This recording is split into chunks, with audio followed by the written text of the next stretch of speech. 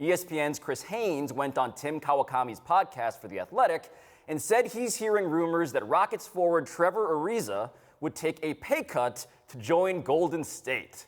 Now, ring chasing is an established tradition, we know this, but if the Warriors are going to keep poaching useful players like Ariza at a discount, that might be a worse omen for the rest of the league, Bo, than re-upping Kevin Durant. Yes, okay. And, of course, you want to have the Kevin Durant, right? Like yes. Which player would you rather have Kevin Durant? You want that guy on the right, you want to be in a not position that you can sign him. But I think if there was a lesson to be learned from the 2010 Heat, it was fitting the people around the stars is a little bit of a tricky game. Remember, that team, if I'm not mistaken, Carlos Arroyo was starting point guard at the start of the season. They at some point traded for Mike Bibby to play point, and Mike Bibby got a standing ovation. And we're not talking about the Sacramento version of Mike Bibby. We're talking about, like, this is the Mike Bibby that you don't even remember. Right. But those things are important.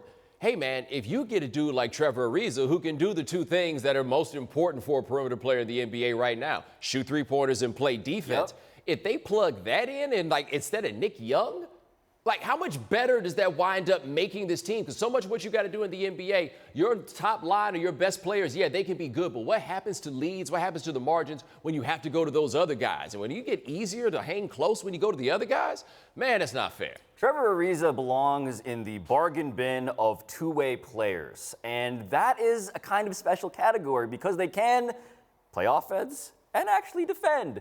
He, in particular, is highly switchable. He does all the things we want NBA players in 2018 to do. I am fascinated by this, though. There really doesn't seem to be a stigma on ring chasing. Like, the Warriors have a couple of them. David West has been clowned for going for the Spurs to the Warriors at a discount. But Trevor Ariza doesn't, I mean, if this report is true, I don't know if he cares so much. I don't think there's ever been any level of ring chase clowning for the Trevor Arizas of the world. In fact, as I think about it, I can only think of two players in NBA history that have really been killed for chasing rings. Who we got? LeBron James and Kevin Durant. Oh, yeah. Like, yeah, those are the only two that I can think of where people have been really mad at him. Like, Celtics fans mad at Ray Allen. That's very particular to the situation. But mostly, it seems like people actually appreciate how badly this dude wants to get that ring. Hey, man, everybody wants to be a winner. Some are just like that naturally.